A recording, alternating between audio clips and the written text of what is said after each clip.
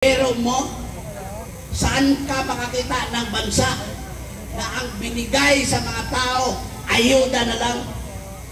Ayuda dito, ayuda doon, ayuda everywhere. Only in the Philippines. That is a sign. If always relief operation, that is a sign of bad economy. Hindi yan ang tamang direksyon upang umunlad ang ating bansa. Ang tamang direksyon po ay mag-create ng jobs ang gobyerno. It is incumbent upon the government to provide decent jobs to the Philippines. We have received and I have read personally the declaration of statement coming from Archbishop Advincula ng Archdiocese of Manila. Ulitin ko, the Roman Catholic Church leadership, they are now in serious observation. Suffering from hunger, while the people are suffering from calamities. The first family and their minions nagpapakasarap sa kanilang buhay. Ang tingin nila sa atin mga tao, mga anlibre na lang. Pero mo, saan ka makakita ng bansa na ang binigay sa mga tao, ayuda na lang? Ayuda dito, ayuda doon, ayuda everywhere. Only in the Philippines. That is a sign. If always relief operation, that is a sign of bad economy. Wala nang pera ang bayan natin dahil nag-ayuda na lang ang ating presidente at kanyang mga tao. Di ba ang ayuda, para lang yan kung may mga relief operations? Para lang yan sa mga emergency cases. Pero bakit ang ayuda ngayon ginawa na nilang araw-araw? AX, ano ba yun? Tupad, akap, ano pa, purpose. Hindi yan ang tamang direksyon upang umunlad ang ating bansa. Ang tamang direksyon po ay mag-create ng jobs ang gobyerno. It is incumbent upon the government to provide decent jobs to the Filipinos.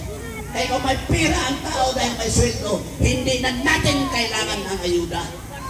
We do not want any relief. Baho pa naman yung bigas. Diba? Tapos magbigay ng 10,000. Kunan pa. COVID pa. May picture pa. May picture pa. Yan ba ang dapat ginagawa ng isang gobyerno?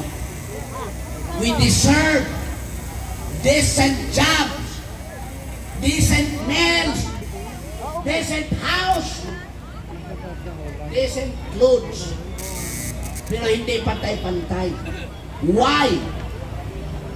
It's because ang bangag na pamumuno ng gobyerno ni Marcos, inuna lang nila ang kanilang mga sarili. Kailan pa ba Pilipinas makamtan ng taong bayan ang tamang kaligayahan, ang tamang hustesya, ang tamang kalayaan?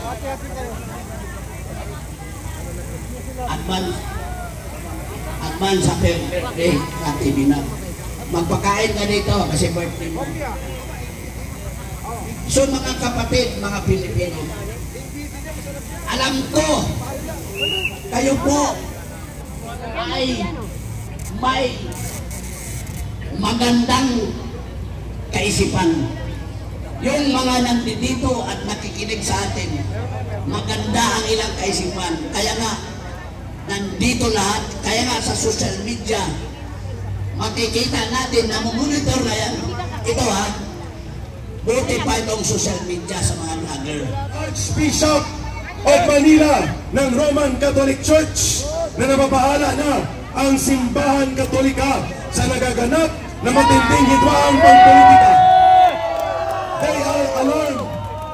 The Roman Catholic Church, the Archdiocese of Manila, by the declaration today, ngayong hapon ni Archbishop Advincula, the Roman Catholic Church is now observing kung paano na naapektuhan ng todo-todo ang mamamayang Pilipino sa gitna ng mga krisis at daluyong ng iba't ibang kalamidad ay inuuna pa ng liderato ng gobyerno, lalo na sa side ngayon ni Marcos, ang mga maruruming laro sa politika.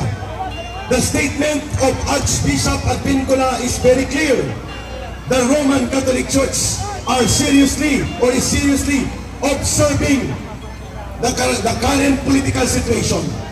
At kung dumagsa ang taong bayan dito sa EDSA, mapipilitan ang mga leader simbahan at mga sektor na nasa ilalim nila na magsalita panindigan pabor sa interes at kabutihan ng mga Pilipino. Ano pa ang inaantay ng ibang sektor? Lalo na po sa Armed Forces of the Philippines, magsalita kayo. We don't call you to do mutiny or kodita. We are calling for you na huwag niyong tapakan ng mikropono at ngayon ay nagpipita.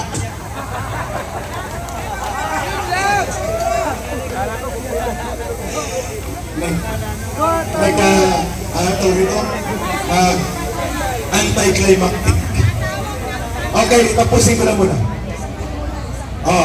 Mayroon tayong panawagan na magbantay tayo because just this afternoon, mga isang oras pala nakakalipas, we have received and I have read personally the declaration of statement coming from Archbishop Advincula ng Archdiocese of Manila. Ulitin ko, the Roman Catholic Church leadership, they are now in serious observation sa seryosong nagaganap na mga hidwaang politika at kanilang kinukol out ang atensyon ng liderato ng gobyerno na unahin, na resolbahin ang krisis na kinakaharap ng mamamayan, hindi ang mga maruruming laro sa politikang ito na nagaganap. At sa bahagi natin, walang ibang pasimuno ng ganitong maruming kaguluhan sa politika kung hindi ang pagpapabaya at ang inutil na pangungunsindi ni Marcos sa abusado at maruming laro sa politika ng kanyang pinsan na si Martin Romualdez na sobrang ambisyoso at hindi na makapag-antay ng 2028. Okay, so dahil dyan, babalik lang si Ka Eric. I hope nandito pa kayo mga kapatid at marami pa po ang nagpapaabot ng mensahe na sila po ay pupunta dito at kayo po ang totoong pwersa ninyo.